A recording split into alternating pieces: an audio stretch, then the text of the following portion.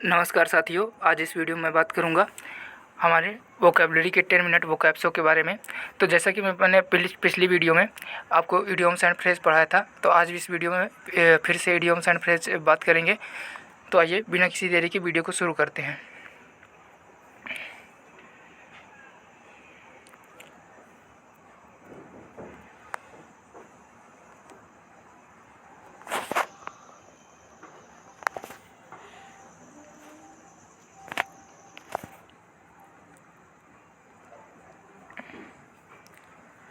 पहला इडियम्स है हमारा rank and file. Rank and file का मतलब क्या होता है? ऑर्डिनरी पीपल, यानी कि कोई भी व्यक्ति जो साधारण है। यानी रैंक एंड फाइल पीपल मतलब कि साधारण व्यक्ति, सामान्य सा आदमी, कॉमन पीपल जिसको बोल सकते हैं। नेक्स्ट इडियम्स है हमारा by fits and starts.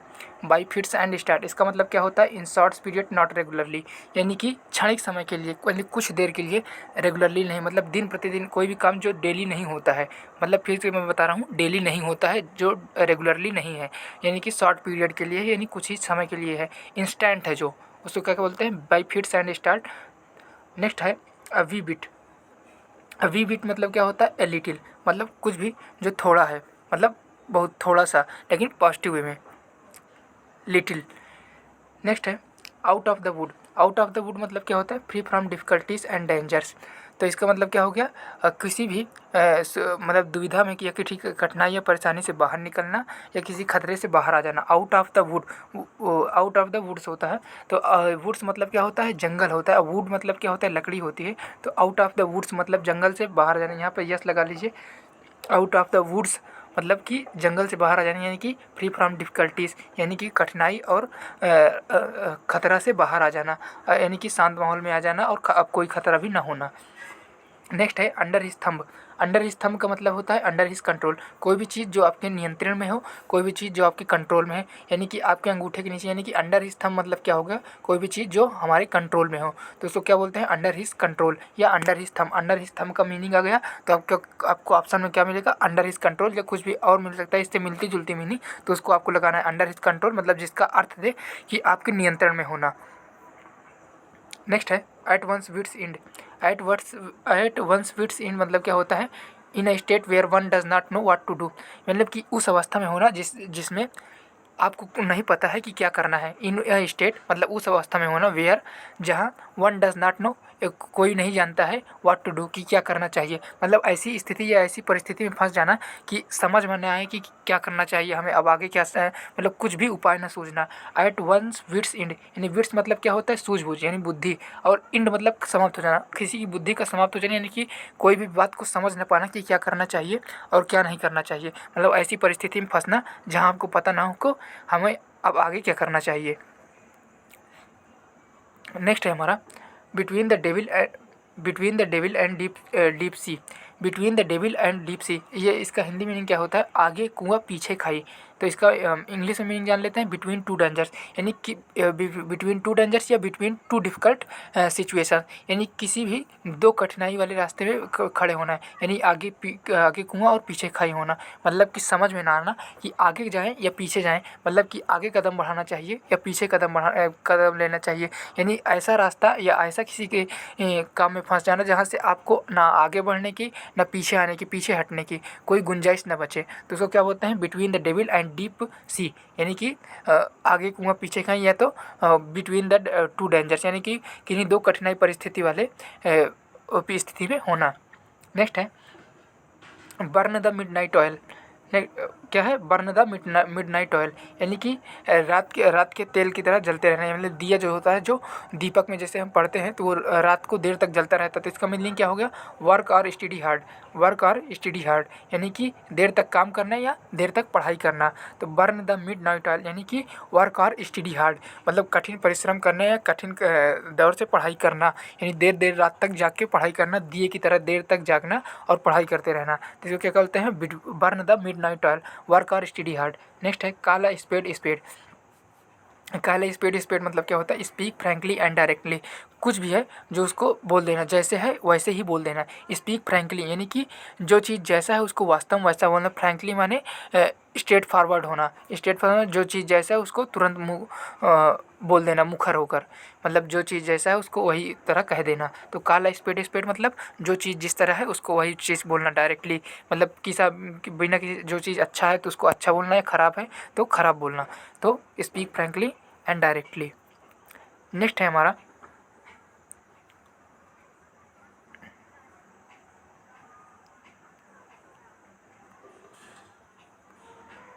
Come up with flying colours. Come up with flying colours में कलर्स मतलब क्या हो, बी हाईली सक्सेसफुल, यानी रंग उड़ाते हुए आना, यानी कि बी हाईली सक्सेसफुल, जश्न मनाना और बहुत अच्छे तरीके से कामयाब हो जाना, यानी कामयाबी, अच्छी कामयाबी पा लेना, अच्छी नौकरी पा लेना, और या और कुछ ही आपको बड़ा बिजनेस कर लेना, तो इसको कहते हैं बड़ी कामयाबी। बी हाईली सक्सेसफुल यानी बहुत उन्नति कर लेना, बहुत प्रगति कर लेना, या क्लास में टॉप कर लेना, तो इसको क्या कहते हैं कम ऑफ विथ फ्लाइंग कलर्स, यानी कि बहुत बड़ी उन्नति प्राप्त कर लेना या बहुत अच्छा सफलता प्राप्त कर लेना, इसको कहते हैं कम ऑफ विथ फ्लाइंग कलर्स। इसको आपको एक एक मीनिंग को अच्छे से याद कर लेना है, ये एसएससी के लिए बहुत ही इंपॉर्टेंट इडियम्स में लेकर आऊँगा, और इसी तरीके से आपको आगे की हर एक वीडियो मिलती रहेगी। नेक्स्ट है hope against hope. Hope against hope का मतलब क्या होता है, विथआउट होप, यानी कि बिना किसी उम्मीद के। होप अगेंस्ट होप, होप मतलब कि उम्मीदों के, उम्मीद को विरोध में, यानी कि कोई भी उम्मीद ना होना, अब कोई भी उम्मीद न बचना, यानी विथआउट होप मतलब कि कोई भी उम्मीद न, मतलब कि कोई भी उम्मीद न लगाना, तो इसको क्या बोलते हैं, होप अगेंस्ट होप। नेक्स्ट है hit the nail on the head. Head में नील को कील को ठोंक देना। तो डू और से द एग्जैक्ट थिंग, यानी कि कोई भी काम एकदम सटीक कर लेना, मतलब कि जो चीज़ है उसको एकदम सटीक कर देना। मतलब जैसे कि 4 ऑप्शन होते हैं, आपने एकदम सटीक वाले ऑप्शन को टिक कर दिया तो क्या होता है, hit the nail on the head, मतलब सही जगह पे कील ठोंक देना, यानी कि डू और से द एग्जैक्ट थिंग, सही चीज़ कर देना, सही बात बोल देना, सही ऑप्शन जैसे है आपको 4 ऑप्शन मिलते हैं तो सही ऑप्शन को टिक कर देना, तो उसको बोलते हैं hit the nail on the head, मतलब सही सही ऑप्शन को चुन लिया। तो इस तरीके से हो गया है इसका मीनिंग। नेक्स्ट है an next to grind. An next to grind मतलब क्या होता है, personal interest in the matter, मतलब किसी मामले में अपना पर्सनल इंटरेस्ट होना, यानी कोई भी अगर मैटर है, कोई भी परेशानी या कोई भी फ़ायदे का काम है तो उसमें अपना पर्सनल इंटरेस्ट ढूंढना, यानी व्यक्तिगत फ़ायदा, ना कि सामाजिक फ़ायदा। तो अपना व्यक्तिगत फ़ायदा को क्या बोलते हैं, I next to grind. Next है to get rid of. To get rid of मतलब क्या होता है, छुटकारा पाना। तो इसका मीनिंग क्या होगा, डिस्पोज ऑफ, यानी कि छुटकारा प्राप्त कर लेना, किसी परेशानी से छुटकारा प्राप्त कर लेना। टू गेट राइड ऑफ मतलब क्या होगा, छुटकारा प्राप्त कर लेना, किसी व्यक्ति से, किसी परेशानी से, एक अन्य कोई भी चीज़ जिससे हमें छुटकारा पाना चाहते हैं, अगर उससे छुटकारा पा लिए तो क्या बोलते हैं, to get rid of. Next है at daggers drawn. At daggers drawn मतलब बिटरली हॉस्टाइल, या मतलब कट्टर शत्रुता, मतलब बिटर एनिमिटी। एनिमिटी मतलब शत्रुता, एनिमी मतलब दुश्मन, और एनिमिटी मतलब जो हमारा दुश्मन है। बिटर हॉस्टाइल मतलब कि कट्टर शत्रु होना, एक दूसरे के जानी दुश्मन होना, जिसको कहते हैं डैगर्स डाउन, यानी बिटर हॉस्टाइल। नेक्स्ट है to play ducks and drakes.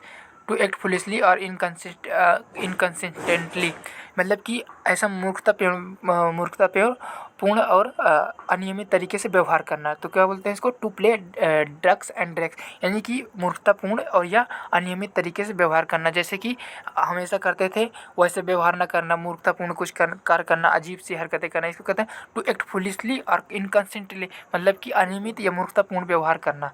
To take the bull by the horns.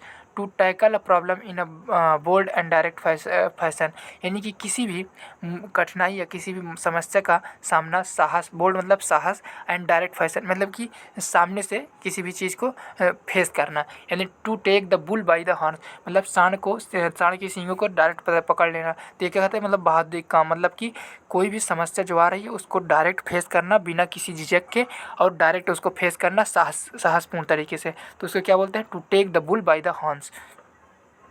Reigns